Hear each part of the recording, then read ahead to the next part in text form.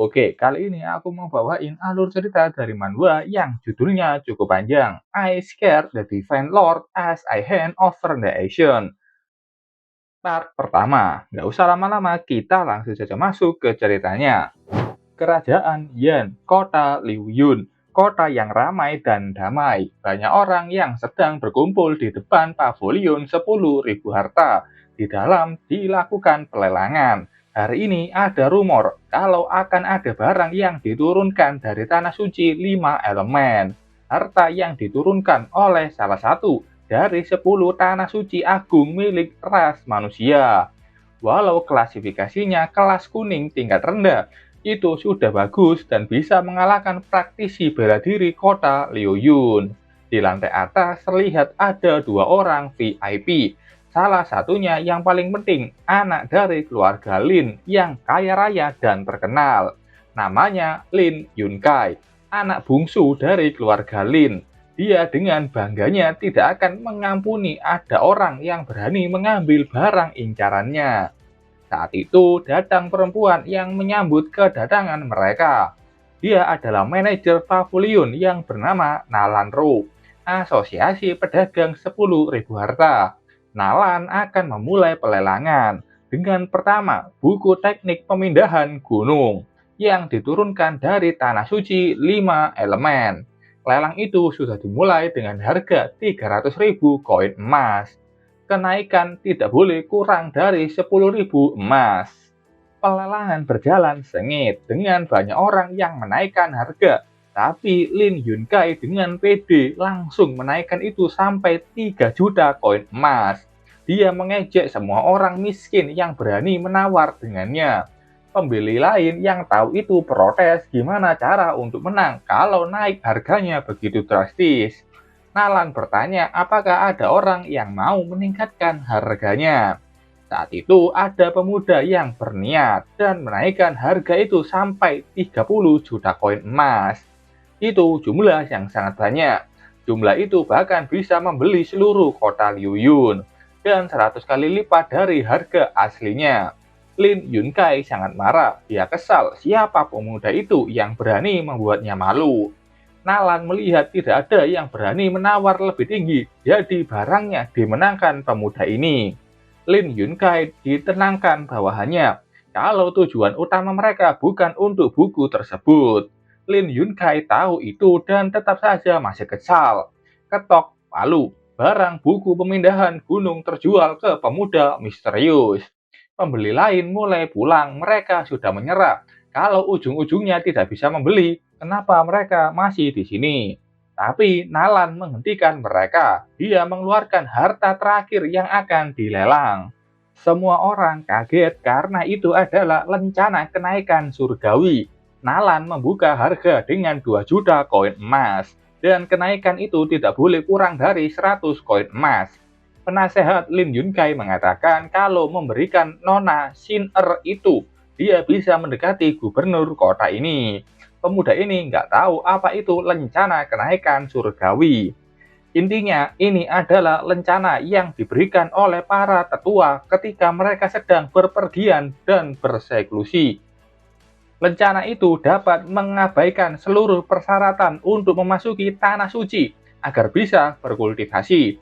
Orang biasa yang ingin kultivasi di tanah suci sangatlah sulit.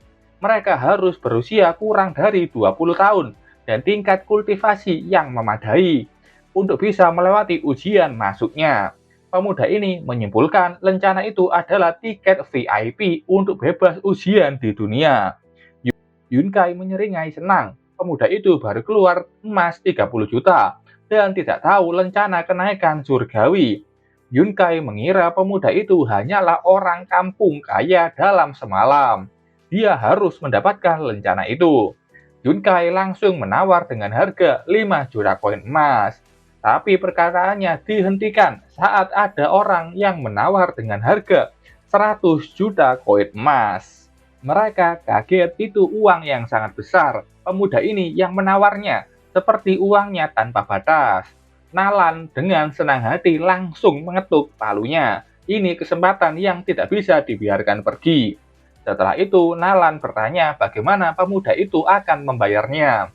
Mereka tidak menerima kredit atau pembayaran terpisah. Pemuda itu bilang akan menyiapkan uang dan meminta menyiapkan sebuah ruangan untuk dirinya menyiapkan itu. Yunkai semakin marah dan menyuruh bawahannya mencari tahu siapa pemuda itu. Alan sudah membawa pemuda ini ke suatu ruangan yang akan ditunggu stafnya di luar saat sudah siap. Sampai di dalam, pemuda ini melepaskan cincin di tangan kanannya. Dia melempar cincin itu ke udara, dan saat itu muncul cahaya terang.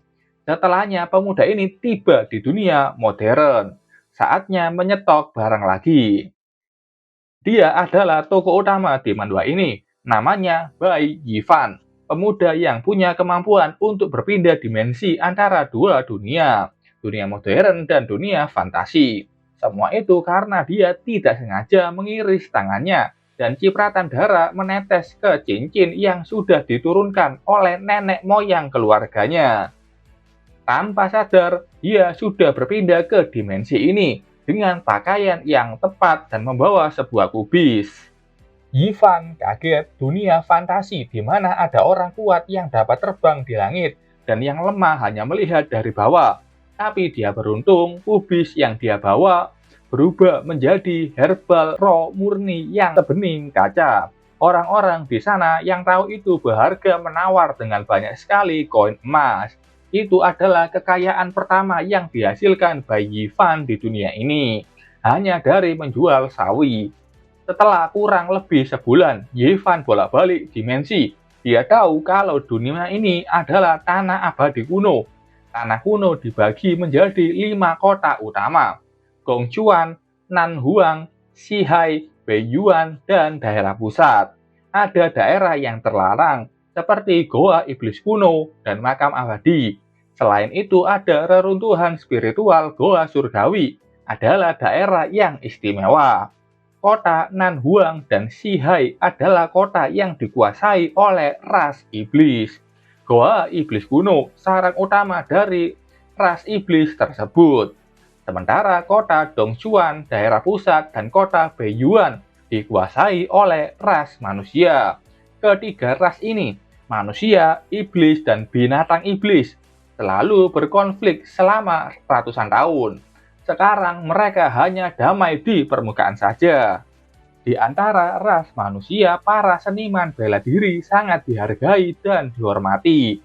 Tingkat kultivasinya dibagi dari apa mereka dapat mengubah energi spiritual ke dalam bentuk yang berbeda dan terbagi menjadi 2. Ranah kultivasi tubuh mistik ada 7 tingkatan dan ada juga ranah kultivasi roh mistik 10 tingkatan.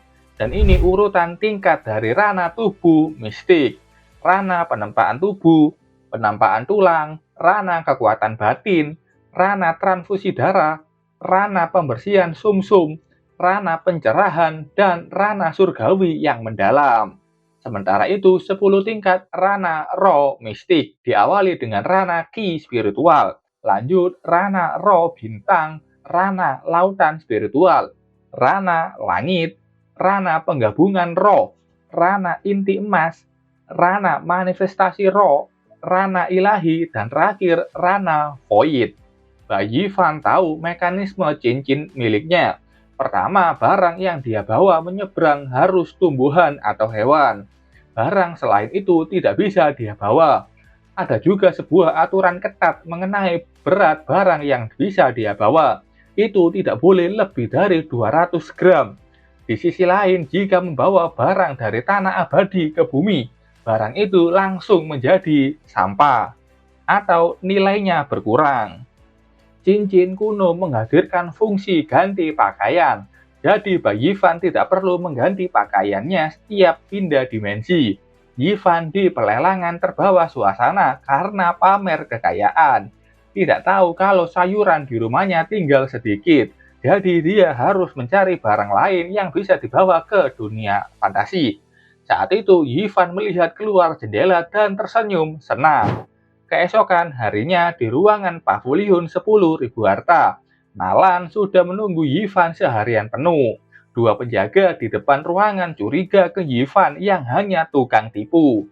Tapi Nalan ingin menunggu sebentar. Dia dikagetkan saat Yivan tiba-tiba membuka pintu ruangan, membuatnya terbentur tubuh Yivan. Nalan malu-malu dan bertanya apakah sudah menyiapkan koin emasnya. Dia malu dan kesal, pemuda ini mengambil kesempatan dalam kesempitan. Yivan bilang koin emas itu sulit disiapkan. Mendengar itu pun dua penjaga sangat marah dan meminta menangkap Yivan saja. Tapi saat itu Yivan mengeluarkan tumbuhan dengan aura yang sangat hebat. Melihat dari ekspresi mereka ini sangat bagus. Nalan tahu itu adalah tumbuhan ekor naga yang bisa menyembuhkan luka dan kalau tidak terluka pun ini bisa memperpanjang umur. Ivan tanya berapa harganya, kalau masih belum cukup masih ada yang lainnya. Nalan melihat sekantong bunga langka. Selain ekor naga, ada juga bunga roh biru yang bisa membuat wanita tampak cantik. Ada juga ranting tanpa akar berumur 1000 tahun, dan semua itu adalah harta tingkat dunia. Kalau dikira-kira dalam ember kecil itu ada setidaknya 200 juta koin emas. Harga yang melampaui pembayaran Yivan. Yivan mendapatkannya dengan membantu pekerja lingkungan di sekitar rumahnya. Dia senang ini hanyalah rumput ekor anjing dan sampai dedaunan yang rontok dan dibungut di dekat rumahnya. Nalan dengan mode pedagang bertanya bagaimana kalau mereka membeli semua harta herbal itu darinya. Nalan baru kali ini menjumpai kesempatan yang menguntungkan dan gak akan membiarkan Yivan pergi. Yivan tahu harga rumput ekor naga itu sekitar 40 juta koin emas. Kalau pavilion 10.000 harta membeli semuanya, itu membuat mereka berhutang padanya. Nalan bilang mereka ada toko cabang dan Yivan bisa memiliki barang apapun yang dia mau di sana. Yivan senang, kalau begitu aku tidak akan sungkan-sungkan. Setelah itu, Yivan keluar dari sana dengan banyak sekali kantong berisi harta. Nona, Nalan, aku sudah mengambil semua barang ini, tapi kalian masih berhutang padaku, dan tolong catat itu. Nalan paham kenapa Nalan membiarkan Yivan mengambil barang-barang tersebut, karena itu adalah investasi jangka panjangnya. Orang yang dapat mengeluarkan berbagai harta dunia seperti bukan apa-apa. Nalan penasaran orang seperti apa bayi Yivan ini. Sementara itu, bayi Yivan yang sudah keluar dari kota dan berada di tengah hutan. Dia dicegat beberapa orang dengan senjata tajam. Mereka mengincar rencana kenaikan surgawi yang baru didapatkan Yivan. Kalian kira sampah macam kalian bertiga bisa mengalahkanku? Mimpi. Satu bandit sudah maju dengan pedangnya. Pemindahan ke bumi, kata-kata bayi Yivan, yang menandakan kalau dia menggunakan kemampuannya untuk berpindah dimensi. Yivan pergi dari sana meninggalkan harta yang dia dapatkan. Yivan sudah ada di bumi dan dia sangat senang. Untung belum memakai kesempatan buat pindah dimensi hari ini. Bayi Yivan sudah tidak kaget di dunia fantasi. Pasti banyak orang yang saling untuk merampok barang orang lain. Cincin kuno ini hanya dapat melakukan pemindahan sekali sehari. Bayi Yivan menyadari kekurangan perencanaan dan dia lupa pakai topeng atau sesuatu untuk menyamar di pelelangan dan tahu nanti pasti muncul masalah yang lebih serius. Yivan harus cepat mempelajari teknik bela diri untuk pertahanan diri. Bayi Yivan kesusahan mempelajari teknik bela diri di dunia fantasi kuno yang sangat susah dipahaminya. Yivan memegang buku Jantung Sutra Kekaisaran. Bayi Yivan membuka buku tersebut dengan ekspektasi yang tidak banyak, tapi dia kaget saat isi buku itu yang sangat sederhana dan teknik bela dirinya menjadi simpel. Bayi Yivan mengetahui fungsi lain dari pemindahan dimensi. Buku bela diri dari dunia tanah kuno yang berpindah ke bumi akan berubah menjadi mudah dipahami dan simpel. Seniman bela diri terkuat Bayi Yivan tertawa dan yakin, aku pasti bisa mencapainya. Seniman bela diri terkuat. Setengah bulan kemudian, di tanah abadi kuno, Bayi Yivan berlatih seni bela diri yang dia pelajari. Teknik tinjuannya berhasil menghancurkan batu besar. Setengah bulan dia berhasil mempelajari teknik pemindahan gunung sambil memberikan nutrisi terbaik untuk tubuhnya dengan memakan tanaman roh yang dia bawa dari bumi. Hasilnya sangat efektif. Bai Yifan menyimpulkan karena dia datang dari dunia lain, jadi tubuhnya menjadi berkali-kali lebih kuat di dunia ini. Sama seperti tanaman yang dia bawa. Di bumi, sampah, di dunia ini, mewah. Pukulannya tadi seberat 2 ton, dan organ dalam Yifan semakin kuat. Walau dia di tahap awal penempaan tubuh, tapi kekuatannya sudah setara dengan orang di ranah kekuatan batin. Bai Yifan senang kekuatannya sekarang adalah langkah awal memasuki dunia bela diri. Tapi wajah Bai Yifan sudah terekspos di pelelangan. Bakal banyak orang yang mengincar nyawanya, jadi Bai Yifan harus tetap berlari keras. Saat itu, Bai Yifan mendengar sebuah teriakan minta tolong. Di sana terlihat sekelompok orang yang mempertahankan diri dari kepungan serigala hitam. Bai Yifan sudah sampai di sana dan melihat dari atas pohon, melihat semua kejadian tersebut. Satu serigala hitam sudah maju dan melompat mengarah ke gadis kecil ini. Saat itu ada tinjuan yang dengan cepat mencegahnya menyakiti gadis tersebut. Bai Yifan datang dan berhasil mengalahkan satu serigala satu pukulan. Orang-orang di sana kaget melihat kemunculan Bai Yifan. Para serigala tidak mundur, mereka semakin bersemangat untuk bertarung. Bai Yifan juga senang karena ini sangat pas, karena ingin mengetes kekuatannya. Dua serigala dengan cepat melompat maju ke hadapan Bai Yifan. Dengan teknik tinjunya, Bai Yifan dengan mudah mengalahkan semua serigala itu sekali pukulan. Beres, kata Yifan menghela nafas lega setelah melakukan hal hebat. Semua orang yang dia selamatkan begitu senang dan memuji Yifan sangat keren. Setelah itu, di hutan ada sebuah gubuk yang cukup nyaman ditinggali. Ada Bai Yifan yang terus berlatih menguasai teknik bela diri. Yifan dengan mudah menebang pohon dengan tekniknya. Saat itu datang Mu Ruo datang ke Yifan membawakan minuman dan memuji Kak Yifan. Sementara terlihat orang lain sedang menarik pohon yang ditebang Yifan untuk dijadikan bahan bangunan. Ruo bilang dengan kayu itu akhirnya mereka bisa membangun rumah baru di desa keluargamu. Yifan minum dan bilang itu biasa saja. Sebelumnya, Mutie, anak dari kepala desa keluargamu dan ayah dari Ruo, berterima kasih dan desa berhutang padanya. Dia tahu Yifan seniman bela diri yang hebat, tapi hutan ini sangat berbahaya.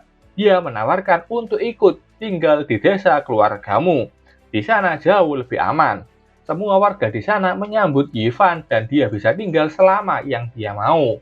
Yifan pun setuju dan menerima undangan dari Mutie. Sekalian dia perlu tempat sepi agar bisa mengkultivasi teknik pemindahan gunung. Beberapa hari ke belakang, Yifan berhasil mencapai terobosan kerana penempaan tulang. Tapi akhir-akhir ini dia mulai melambat dan menjumpai hambatan dalam kultivasinya. Di ranah kekuatan batin, dia harus mengkultivasi dan memperkuat batin dan organ dalamnya sampai cukup kuat mencerna batu. Menurut buku teknik pemindahan gunung, mengkonsumsi organ dalam milik binatang iblis tingkat tinggi sangat membantu mencapai penerobosan.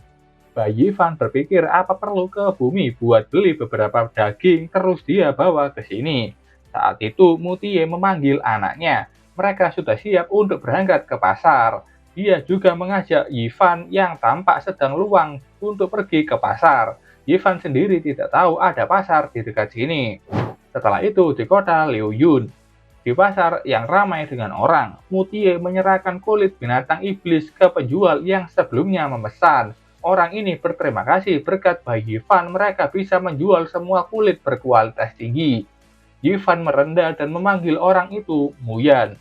Mu Ruo mengajak Yifan untuk jalan-jalan karena semuanya sudah terjual.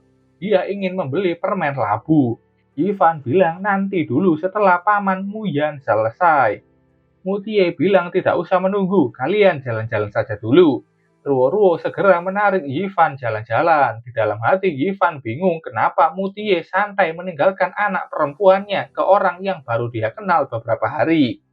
Setelah itu keduanya tampak sudah jalan dan membeli beberapa permen. Yifan mengajak Ruo segera kembali, tapi saat itu di depan di mana tempat rombongan ayah Ruo berada dikerumuni banyak orang. Yivan bergegas ke sana dan menerobos masuk ke kerumunan. Setelah itu, Ruo langsung menangis melihat apa yang terjadi. Terlihat kumpulan orang berbaju merah menendang rombongan dari desa keluargamu. Melihat ayah dan pamannya digebukin, Ruo berlari ke sana dan ingin menghentikan mereka semua. Ayahnya menyuruh Ruo tidak ikut mendekat. Ini orang tidak tahu malu dan ingin menendang Ruo yang ingin datang. Dengan cepat, Yivan ke sana dan memegang kaki orang itu sekaligus mengubah arah kakinya. Orang ini langsung kesakitan, kakinya berputar ke arah sebaliknya. Seorang kultivator ranah penempaan tubuh tingkat lanjut mau membuli anak perempuan berusia 13 tahun yang tidak berdaya. Apa kau masih mau menyebut dirimu manusia? Pak tua ini bertanya, kau kira siapa dirimu? Beraninya sok ngajarin. Dia menyuruh rekan sejawatnya menghajar Yivan. Yivan mulai dengan memberikan pukulan ke satu orang. Pukulannya sangat kuat sampai membuat orang-orang di belakangnya ikut terhempas. Gimana masih mau lagi? Tanya mengancam Yivan ke manusia sampah di sana. Kelompok itu ada orang yang tampak kuat terus menatap Yivan dari kejauhan. Orang ini melihat usia Yivan yang muda tapi sudah mencapai ranah penempaan tulang. Yivan bertanya, siapa kalian ini memukuli orang-orang di jalanan? Mutie menghentikan Yivan, katanya mereka ini dari rumah penguasa kota dan tidak boleh sampai menyinggung mereka. Yivan dengan tajam bertanya, apa maksudnya ini? Ruo ke pamannya dan bertanya, apa kakinya baik-baik saja? Orang botak ini mendekat dan akan menjawab pertanyaan Yivan. Namanya Zoheng, kepala pengawal dari rumah penguasa kota. Katanya kelompok Mutie menabrak kereta kuda milik nona mudanya. Mutie dan lainnya yang diinjak ke kuda mereka meminta ganti rugi. Tapi karena mereka ini nggak tahu siapa yang ada di dalam kereta kuda itu. Orang ini marah-marah, jelas-jelas kereta kuda itu tidak terkendali dan menabrak Paman Dian.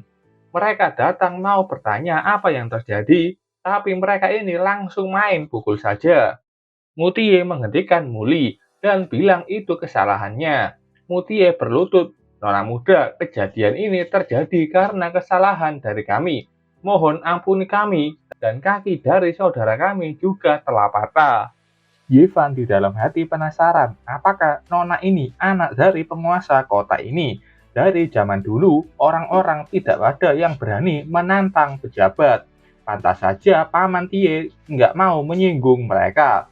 Nona muda menampilkan wujudnya. Katanya mereka ini pantas dihukum dan menyuruh Zhao Heng pergi dan memotong kaki mereka sebagai peringatan. Namanya Lan Xin-er, anak perempuan tertua dari penguasa kota Liu Yun. Muli sangat marah. Paman Muyan juga kaget kenapa nona muda ini sangat kejam. Dengan tawa meremehkan rakyat jelata, bilang kalau mereka itu hanya kehilangan kaki, sementara dirinya harus kehilangan mood yang berharga untuk jalan-jalan. Dia menyuruh Zhao Heng melakukannya. Zhao Heng sudah berjalan menuruti perintah Lan Xin-er. Zhao Heng sudah mengarahkan golok besarnya ke arah Muyan. Yivan dengan santai menghalau serangan itu dengan tangan kirinya. Membuat Zhao Heng kaget, serangannya berhasil dihentikan dengan mudah. Yivan tidak berhenti dan langsung mengarahkan telapak tangannya yang berselimut energi. Zhao Heng bisa menghindari itu dengan menunduk dan langsung mundur dari jangkauan Yivan. Yivan bertanya ke Muyan apa dia baik-baik saja dan berdiri di depannya untuk melindunginya. Lan Xin-er bingung dari mana bocah ini datang. Beraninya dia melawan nona muda ini. Yivan sudah maju lagi dengan teknik tinjunya. Zhao Heng menyiapkan pedangnya, tapi tinju Yivan lebih kuat dan menghancurkan pedangnya. Zhao Heng sangat kaget dan berganti menggunakan tangan untuk berlindung. Pukulan Yivan sudah sampai dan berhasil ditahan oleh Zhao Heng. Yivan kaget saat tinjunya itu berhasil ditahan. Kata Zhao Heng, armor ini diberikan padanya oleh penguasa kota.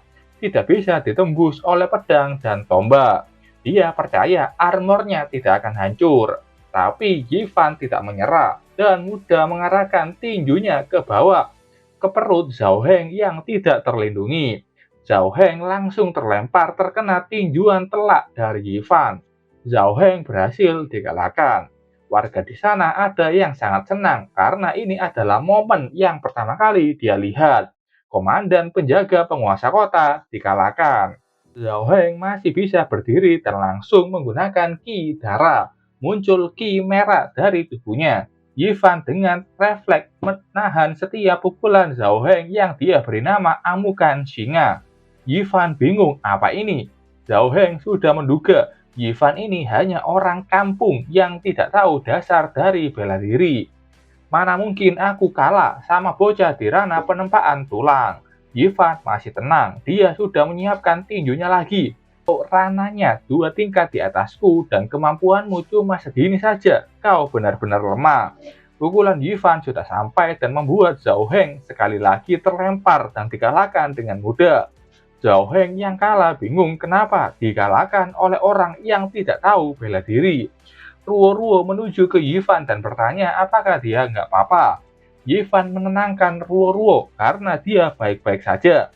Tubuh fisik Yifan setelah kembali dari bumi berubah menjadi tubuh suci di dunia ini. Dan kekuatannya sudah lama melampaui ranah penempaan tulang kali-kali lipat. Lan Xin-er sangat marah dan segera menyuruh penjaga untuk pergi ke rumah penguasa kota agar bisa mengerahkan seluruh pasukan menangkap semua orang di sini dan menjebloskan ke penjara bawah tanah. Penjaga berlutut dan melakukan perintahnya. Mutie panik kalau sampai seluruh prajurit datang, seluruh warga di desa akan terkena masalah besar. Dan dia mendengar tidak ada orang yang bisa keluar dengan utuh setelah masuk ke dalam penjara bawah tanah. Saat itu datang kereta kuda lain yang sangat mewah. Nona Lan benar-benar memiliki banyak pengaruh dan kuasa. Semua orang sangat kaget termasuk Yifan melihat kedatangan orang itu. Menginjak-injak warga sipil di jalanan. Membunuh orang menyalahgunakan kekuasaan. Apakah dinasti Yan ini sudah jatuh ke tangan keluarga Lan kalian ini? Tanya Nalan secara sarkas. Yang dikenal sebagai pemilik pavilion 10.000 harta yang sebelumnya pernah bertemu Yifan dan pasti akan membelanya. Lan Xin-er bertanya, pemilik pavilion apa maksudnya ini? Nalan bilang hanya melihat Nona Lan sedang menganiaya para warga. Ada Nona Lan masih mau menyangkalnya. Nalan langsung menyapa Yifan dengan begitu sopan. Yifan bilang jangan terlalu sopan begitu. Ruo bertanya apakah kakak Yifan saling mengenal. Ruo mendengar tadi kalau kakak itu adalah pemilik pavilion 10.000 harta yang kelompok dagang terbesar di kota Liuyun. Kok Kak Yifan ini bisa mengenalnya? Lan Xin-er malah mengatakan tidak menyangka pemilik pavilion yang bermartabat mengenal orang rendahan seperti Yifan. Nalan menceramahinya. Fondasi kota itu adalah rakyatnya, tapi nona kotanya malah menghina dan memanggil rakyatnya rendahan. Gimana kalau sampai ada berita ini terdengar sampai di ibu kota? Menurutmu apakah itu akan menimbulkan kontroversi? Lan Xin-er kesal, perkataan itu seperti mengancamnya. Nalan mengatakan, aku mana berani, tapi kalau Nona Lan mau membawa orang-orang ini pergi hari ini, kamu harus melewati pavilion 10.000 hartaku dulu. Lan Xin-er mulai berpikir ulang. Pavilion 10.000 harta, kelompok dagang terbesar dan punya pondasi dan ahli kuat. Kalau mengganggu mereka dengan gegabah akan ada banyak masalah yang datang. Dengan senyumannya, Lan Xin-er mengalah. Dia membuat pengecualian dan melepaskan mereka hari ini. Setelah itu, rombongan Nona Lan Xin-er sudah melanjutkan perjalanan. Warga keluargamu lega, akhirnya mereka selamat. Setelah itu di pavilion 10.000 harta, Yifan ingin berterima kasih pada Nalan, tapi Nalan bilang itu bukan masalah. Nalan meminta pelayannya menuntun tamu mereka ke ruang tamu dan memeriksa luka mereka juga. Ruo bertanya kenapa kakak cantik itu menolong mereka, apakah ada hubungan kakak Yifan dengannya. Yifan hanya bisa mengatakan kalau Nalan punya hutang padanya. Ruo bingung dengan jawaban itu. Memangnya apa utangnya? Setelah itu, tampak Yifan bersama Nalan. Nalan memberinya selamat sudah menuju ranah penempaan tulang.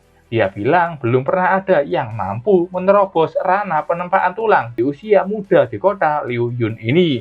Yivan mengatakan cukup ujiannya. Kalau tidak berkatmu, aku takut tidak bisa menyelamatkan semua orang di situ. Aku juga penasaran, kamu mampu mengeluarkan begitu banyak tanaman ekor naga, kayak bukan apa-apa. Tapi kenapa kamu bersembunyi di tempat yang terpencil dan bergaul dengan para penduduknya? Nona Nalan, aku punya sebuah saran untukmu. Sesuatu yang boleh kamu ketahui secara alami akan kamu ketahui. Dan sesuatu yang tidak boleh kamu ketahui, tidak perlu kamu tahu. Nalan kaget dan mengiyakan perkataan Yivan. Di sini Yivan merubah alur pembicaraan dan bertanya bagaimana hutang Nalan yang masih kurang padanya. Kata Nalan mereka masih kurang sedikit.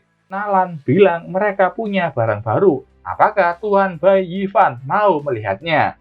Kalau ada yang dia suka, bisa langsung diambil saja.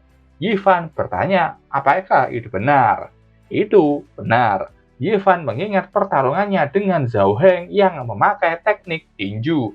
Yivan bertanya, apa kamu punya buku teknik bela diri? Setelah itu, Nalan menunjukkan seluruh buku teknik bela diri baru yang tersedia di pavilion 10.000 harta. Yivan boleh memilih yang dia suka. Beberapa buku di sini sudah ditawarkan oleh Nalan, tapi sepertinya Bayi Yivan tidak terlalu suka dan itu terlalu merepotkan. Nalan mengambil satu buku yang menurutnya cocok. Teknik pukulan bayangan, teknik paling mahal yang dijual. Peringkatnya tingkat kuning tinggi. Yivan melihatnya dan bilang kalau peringkat kuning tinggi boleh juga. Sementara itu di lobi 10.000 harta, Ruo sedang duduk manis di sana, tampak menunggu Yivan. Dan dia melihat Yivan dan Nalan sudah keluar. Nalan bilang untuk menguasai teknik peringkat kuning tinggi membutuhkan waktu 2-3 bulan. Ruo menghampiri Yivan dan memeluknya. Yivan bertanya, kenapa Ruo masih di sini? Bukannya dia menyuruh Ruo istirahat di kamarnya. Ruo keluar karena dia khawatir dengan kakak Yivan. Nalan bilang hubungan keduanya sangat baik. Orang awam mungkin akan berpikir kalau keduanya itu memang kakak beradik. Kata Yivan daripada adik, Ruo ini seperti pengikut kecilnya. Yivan mengeluarkan sebuah baju dan diberikan untuk Ruo. Ruo sangat senang apakah baju ini benar-benar untuknya. Kata Nalan, Yivan membeli baju ini khusus untuknya. Sebelumnya, memang Yivan saat melihat baju itu langsung meminta membungkusnya. Kata Nalan, ini adalah baju dibuat dengan ulat sutra api terbaik yang bisa menempa meridian seseorang memelihara yin dan lain-lainnya. Hadiah itu sangat tepat untuk wanita. Saat itu ada salah satu keluargamu yang datang dan setelah itu Yivan dan lainnya masuk ke ruangan di mana pamanmu Yan dirawat. Di sana ada seorang dokter yang memasang wajah sedih, tidak ada harapan, katanya. Ruru yang mendengar kabar itu menangis dengan keadaan pamannya. Kata tabib, kalau saja ada orang ahli legendaris dengan kekuatan luar biasa atau ramuan ajaib baru, Paman Muyan bisa diselamatkan. Tapi di dunia di mana orang kuat yang berkuasa seperti ini, di mana lagi kita bisa menemukan ramuan ajaib? Yivan bilang mungkin masih ada kesempatan. Semua orang di sana menatapnya dengan kaget. Setelah itu, tampak di suatu toko obat ada dua pegawai yang sedang menjaga karena shift mereka sudah selesai dan ingin menutupnya.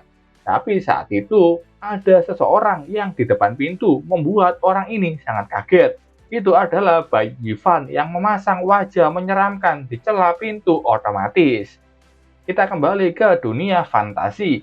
Di kamar yang sama, menunggu sesuatu. Ruo bingung sudah tengah malam. Kenapa kakak Yivan belum datang juga? Saat itu, Yivan sudah kembali. Dia mengeluarkan herbal yang dia bawa dari dunia modern. Dokter Chai, apakah ini bisa dipakai? Dokter Chai langsung kaget melihat herbal yang dibawa Yivan. Pertama ada bunga dara biru unicorn, Raja Cordyceps rahim bumi, dan bunga Yunling 7 bintang. tanaman raw yang sangat langka dan berharga. Kalau memakai semua ini, pasien akan dijamin kesembuhannya. Yivan sangat senang mendengar kabar itu. Dokter Chai baru pertama kali melihat banyak sekali tanaman raw langka dikumpulkan dalam satu tempat. Ruo-Ruo melihat tangan Yivan yang terluka dan bertanya kenapa. Yivan tampak bingung menjelaskannya karena ini luka berasal dari dunia modern. Waktu di toko herbal, Yivan menghentikan pintu otomatis yang tertutup dengan tangan kosong. Tapi dia mengira tubuhnya kuat seperti di dunia abadi kuno. Padahal tidak. Makanya di sini tangannya terjepit pintu otomatis. Kekuatan di dunia abadi kuno tidak dibawa ke dunia modern. Lanjut, 3 hari kemudian, di dapur terlihat Ruo-Ruo yang memakai baju pemberian Yivan. Dia bertanya ke paman keduanya yang sudah beraktivitas padahal dia baru sembuh. Paman kedua tahu dengan tubuhnya sendiri dan kakinya sudah sembuh, tidak usah khawatir lagi. Dia bertanya di mana kakak Yivanmu itu. Kata Ruo-Ruo dia berburu. Katanya orang sakit itu butuh banyak nutrisi. Dia juga diam-diam keluar dan bilang kita nggak boleh mengikutinya. Kita lihat pemburuan Yivan yang sepertinya sedang dililit tubuhnya sama ular besar. Ular ini menguatkan lilitannya pada tubuh Yivan. Tapi Yivan tampak tidak peduli dan mulai menyiapkan tinju bayangan. Yivan sudah mengerahkan tinjunya itu menuju ke ular yang melilitnya. Tapi yang keluar hanya sebuah bayangan hitam kecil. Ular itu bingung, lawannya ini nyerang tapi tidak sakit. Jadi ular ini pun kembali maju dan ingin menerkam Yivan. Tapi Yivan malah tertawa sinis melihat ular itu. Karena setelahnya, efek tinju Yivan baru bereaksi dan berhasil mengalahkan ular tersebut. Yivan mengambil sebuah organ yang seperti jantung ular besar itu. Teknik pukulan bayangan sangat keren. BTW, Bayi Yivan sekarang sudah menerobos ke ranah batin tingkat menengah. Setelah itu, di malam harinya, terlihat Yivan sudah mengumpulkan banyak sekali jantung ular itu di satu keranjang. Dia mengingat kata Nalan, teknik bela diri tingkat kuning tinggi, bakal sulit dimengerti, dan para jenius pun akan kesusahan, butuh setidaknya 3 bulan untuk memahaminya.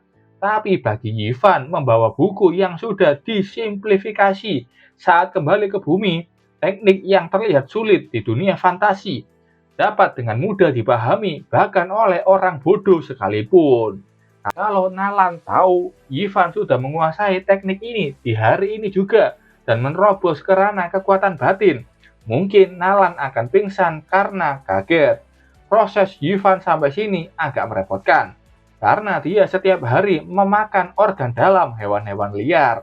Rasanya itu benar-benar sesuatu yang akan dia ingat seumur hidupnya. Semua masakan itu dibuatkan Ruo-Ruo yang selalu menyajikan makanan dengan tampilan mengerikan. Aku akan cari sedikit lagi organ dalamnya, baru nanti pulang dan memberikan Paman Yan makanan yang bernutrisi. Saat Yivan lagi sibuk memikirkan apa yang akan dilakukan, ada 3 anak panah yang datang dari belakangnya. Yivan menyadari itu dan menoleh. Dengan cepat, Yivan berdiri dan melompat mundur untuk menghindar serangan panah tersebut. Karena kalian sudah datang, kenapa nggak tunjukkan diri kalian semua di sini? Semua assassin itu muncul dan memuji Yivan yang bisa mendeteksi keberadaan mereka. Ada 5 assassin yang sudah mengepung Yivan dan katanya nggak akan membiarkan tubuh Yivan tetap utuh. Apakah Nona Lan dari rumah penguasa kota yang mengirim kalian kemari? Mereka tidak bisa menjawab itu. Pokoknya ada orang yang membayar mereka untuk mengirim Yivan ke akhirat. Assassin itu sudah maju menyerang. Yivan yang mulai waspada dengan semua pergerakan mereka, menghindar satu serangan dan tahu yang menyerangnya ini di ranah kekuatan batin tingkat akhir. Yivan masih tingkat menengah. Ada 2 serangan lain. Yivan melompat menghindarinya. 2 orang ini di tahap awal kekuatan batin. Yivan menyerang balik dan mengenai 3 orang yang dia tahu di tahap akhir ranah penempaan turang. Yivan bilang orang yang menyuruh mereka ini pasti menghabiskan banyak uang untuk menyewanya.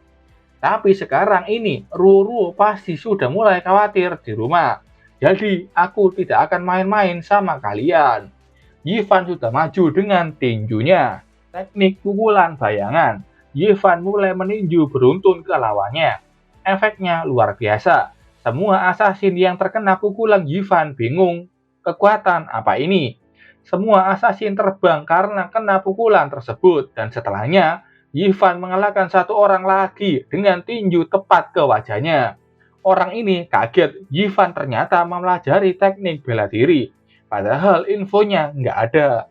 Yivan hanya di ranah penempaan tulang saja dan tidak tahu teknik bela diri, kata orang yang menyewanya. Oh, apa mungkin informasi yang kalian terima itu salah?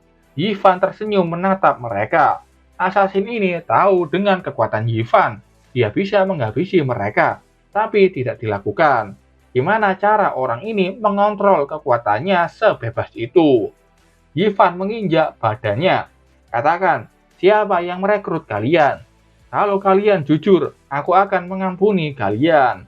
Assassin ini nggak akan memberikan informasi itu, karena mereka dari organisasi assassin terbesar di kota Liuyun. Dan lebih baik mati daripada menjual informasi perekrut mereka. Oh, nggak kusangka. Rupanya kamu punya backingan yang kuat juga. Kalau begitu, aku nggak akan mempersulitnya. Kalian dari sekte assassin bukan? Kalau ku bayar kalian 2 kali lipat untuk membunuh orang yang merekrut kalian itu, maukah kalian menerima tawaranku? Seluruh anggota kami adalah assassin profesional. Kami nggak akan menerima suap. Katanya, tapi langsung melotot melihat emas besar yang dikeluarkan Ivan.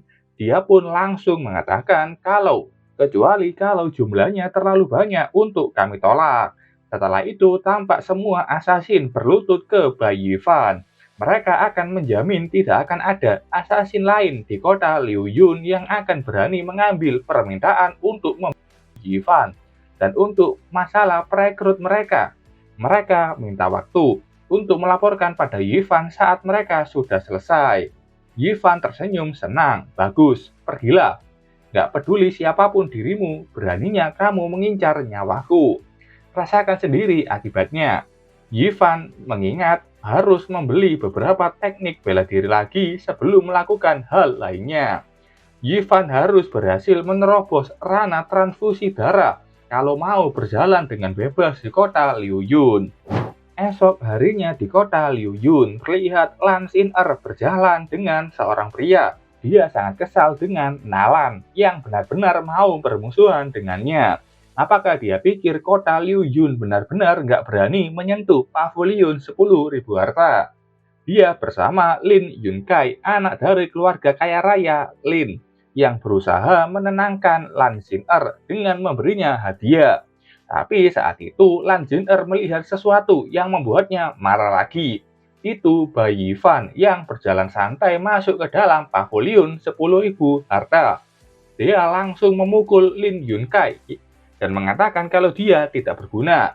Katanya kemarin kau sudah membunuh bocah itu, tapi kenapa masih sehat-sehat saja? Lin Yunkai sudah keluar banyak duit untuk membayar assassin. Apa mereka gagal? Lan Xin'er kesal berjalan ke sana. Dia juga akan turun tangan sendiri. Di pavilion 10.000 harta, ada Bayi Yivan yang berjalan dengan Nalan. Nalan bertanya, bukannya Yivan sudah membeli teknik bela diri? Kenapa dia buru-buru membeli yang baru lagi? Bayi Yivan mengatakan tidak perlu tahu. Lagian aku sekarang lagi kebanyakan duit dan tidak tahu mau diapain. Nalan kaget dan hanya bisa mengiyakan saja. Dan juga kebetulan banget mereka menerima barang baru kemarin. Ini adalah teknik peringkat kuning tinggi juga. Langkah bunga mekar yang mengembang. Termasuk teknik martial yang seharusnya masuk dalam kriteria yang Yivan cari. Yivan menerimanya. Nona Nalan, kalau ada teknik tingkat kuning tinggi lagi, aku bakal beli semuanya. Gak perlu kamu taruh di pelelangan lagi. Saat itu Lan Xin'er sudah di sana dan mengatakan, untuk bocah kampung yang miskin omonganmu itu arogan sekali. Lan Xin-er mengatakan kenalan akan membeli apapun yang dibeli Bai Yifan hari ini dan akan menawarnya dengan 3 kali lipat harga yang ditawarkan oleh Yifan. Nalan meminta maaf ke dirinya. Sejak berdirinya pavilion, aturan tidak pernah berubah. Orang yang mampu menawar dengan harga tertinggi yang menang. Lan Xin-er meragukan Yifan mampu menawar harga lebih tinggi darinya. Kalau memang dia bisa melakukan itu, nona ini akan merangkak keluar dari pavilion ini disaksikan oleh orang-orang. Tantang Lan Xin-er ke Bai Yifan. Yifan tersenyum mendengarnya. Omonganmu itu beneran bukan? Omongan dari nona muda ini mutlak, banyak saksi mata juga di sini. Tapi kalau kamu nggak bisa bayar, kamu harus berlutut dan mencium kakiku. Yifan menanggapi itu dengan mengeluarkan sebuah liontin emas. Kalau gitu, nona Nalan yang akan mengurus soal pembayarannya. Nalan paham, Yifan tertawa kejam. Aku sudah tidak sabar untuk melihat sesuatu yang menyenangkan. Lan Xin-er kaget karena dia tahu itu adalah token awan imperial milik pavilion 10.000 harta. Orang awam tidak tahu apa itu berharga, tapi bagi Lan Xin-er dia mengetahuinya. Token awan imperial, token yang diberikan eksklusif bagi pelanggan VVIP dari pavilion 10.000 harta yang menggambarkan status tertinggi di antara lainnya. Kalau ada harta yang diinginkan pemegang token tersebut, pemegang token itu bisa memiliki harta tersebut tanpa melalui proses pelelangan. Lebih lagi, token ini bisa digunakan sebagai kredit tanpa batas di pavilion 10.000 harta. Ada sekitar 20 juta penduduk di kota Liuyun, tapi pemegang token ini dapat dihitung dengan jari di satu tangan. Berarti tidak lebih dari 5 orang. Mereka penasaran, Yifan ini siapa? Sampai membuat pavilion sangat menghargainya. Ini ceritanya, beberapa hari yang lalu setelah pengobatan Paman Muyan, Nalan merengek memohon ke Yifan untuk herbal-herbal yang sama dan menjualnya ke pavilion. Yifan mengatakan kalau dia masih ada hutang padanya. Lalu Nalan memberinya token awan imperial ini. Menukar ini dengan satu herbal penyembuh Yifan. Yifan pun menerimanya setelah mendengar apa fungsi token ini dari Nalan. Lan Xin-er gimana? Dia langsung panik. Dia tahu token awan imperial, bahkan ayahnya pun tidak mempunyainya.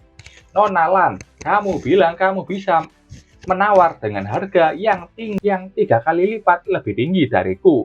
Aku bisa menawar 30 kali, 300 kali, atau bahkan lebih tinggi dari harga aslinya.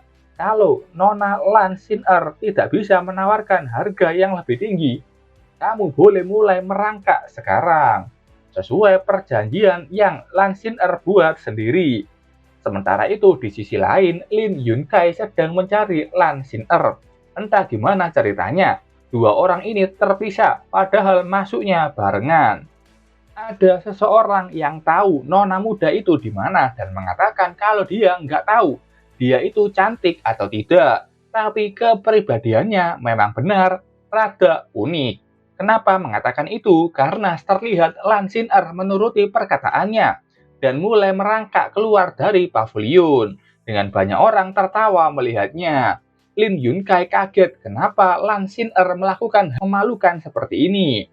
Dalam hati Xin-er kesal, dia belum pernah dipermalukan seperti ini sebelumnya. Nona Lan, kalau kamu berpikir bahwa aku orang yang mudah direndahkan, kamu salah besar. Aku, Bai Yifan, tidak suka dengan masalah, tapi aku juga nggak takut dengan masalah. Kalau kamu berani memprovokasiku lagi, Yifan mengambil hiasan rambut milik Nona Lan. Yifan menghancurkan itu dengan kekuatan genggamannya.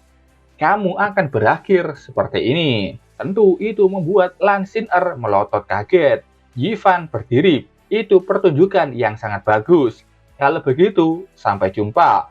Bai Yifan pergi dari sana.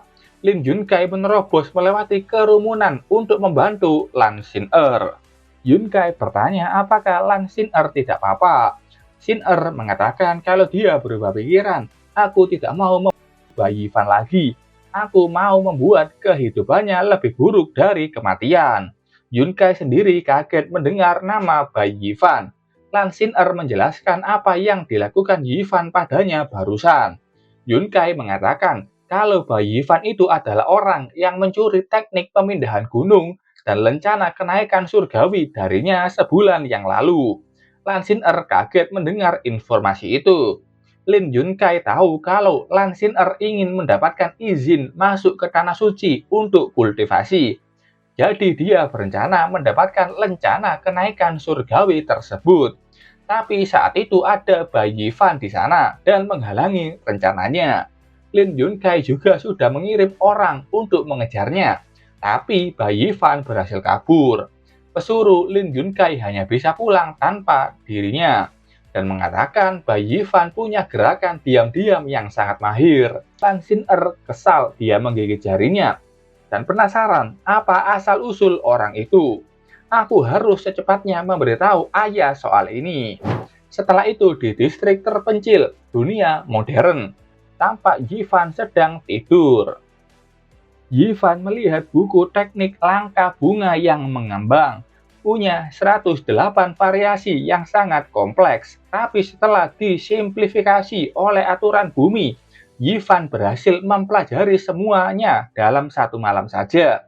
Dengan kekuatan pukulan bayangan digabung dengan kecepatan dari langkah bunga mekar yang mengambang. Jika Yifan dikejar Master Rana puncak transfusi darah pun, Yifan mampu memberi perlawanan yang baik. Yifan bangkit dari kasurnya. Ayo kita turun dan beli beberapa bahan. Dan beli beberapa bahan kultivasi. Lalu kembali ke dunia fantasi.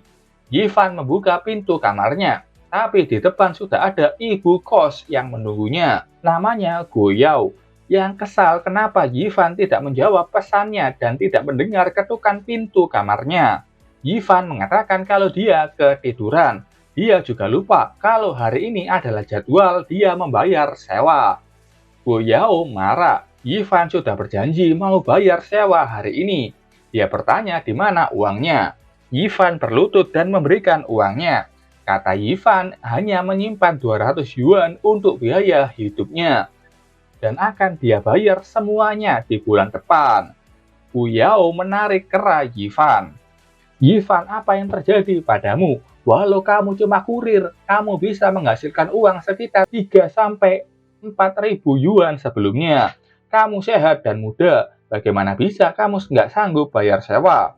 Yifan tertawa nggak menjawabnya, karena Yifan ke dunia fantasi terus, melupakan pekerjaannya di sini, dan pulang saat waktu malam untuk cari duit saja. Goyao mengembalikan uang Yifan barusan. Gimana mungkin dia bisa hidup di Hangzhou dengan uang 200 yuan saja? Pakai ini saja dulu, bulan depan kamu harus bayar. Yifan berterima kasih atas kebaikan ibu kosnya. Setelahnya tampak Yifan melakukan pekerjaannya, tidak kembali ke dunia fantasi dulu. Dia masih bisa makan dan minum tanpa khawatir di dunia fantasi. Tapi saat ke bumi dia ditampar oleh kenyataan. Yifan di sini bahkan berpikir untuk melatih diri sendiri agar bisa mendapatkan asuransi. Tapi saat itu HP-nya berbunyi. Ada telepon dari ayahnya. Yifan kaget dan panik mendengar apa yang disampaikan ayahnya dan dia bilang akan segera ke sana. Kita pindah di rumah sakit Hangzhou. Di malam hari, Yifan sudah sampai di satu kamar. Di situ ada ayahnya yang sedang duduk di samping istrinya atau ibu Yifan. Mereka sudah berhasil menangkap pelakunya. Pelaku itu menyetir dengan keadaan mabuk, apalagi dia tidak mempunyai SIM. Kayaknya ibunya menjadi korban kecelakaan anak muda kaya, mabuk-mabukan, tapi mengendarai mobil. Ayahnya menangis. Dia sudah mengambil banyak pinjaman, tapi biaya rumah sakit masih kurang 300 ribu yuan. Itu pun belum ada jaminan ibu Yifan bangun dalam waktu dekat. Dia meminta maaf, ayah dan ibunya sudah gagal merawat Yifan. Yifan menenangkannya, aku akan mencari cara untuk dapat membayar sisa dari biaya pengobatannya. Yifan berjalan dengan kepala menunduk keluar dari rumah sakit. Ayahnya melihat anaknya itu, dan entah bagaimana cara Yifan untuk mencari uang sebanyak itu. Oke, sampai sini dulu ceritanya. Aku akan update kelanjutannya secepat mungkin. Terima kasih buat kalian yang sudah nonton video ini sampai selesai dan sampai jumpa.